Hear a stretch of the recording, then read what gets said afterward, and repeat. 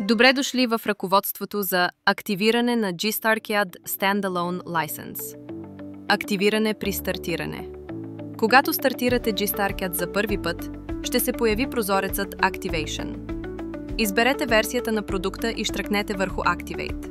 Ще се отвори прозорецът License Manager. Изберете License Key. Останете в раздела Online Activation. Въведете или поставете своя сериен номер и щръкнете върху Activate.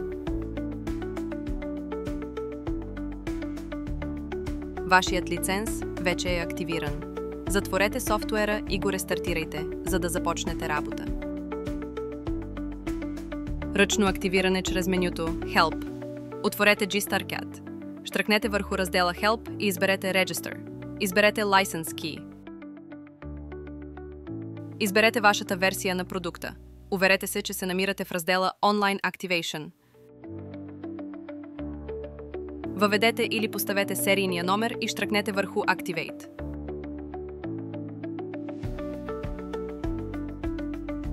Вашият лиценз вече е активиран.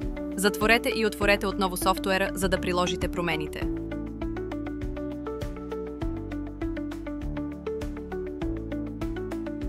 Как да върнете или деактивирате лиценз? Щръкнете върху раздела Help и изберете Register.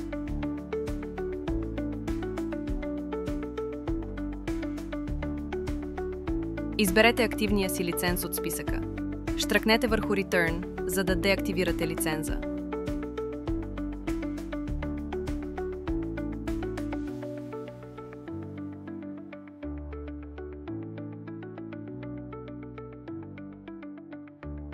Благодарим ви, че гледахте. Посетете ни на .gstarcad.bg.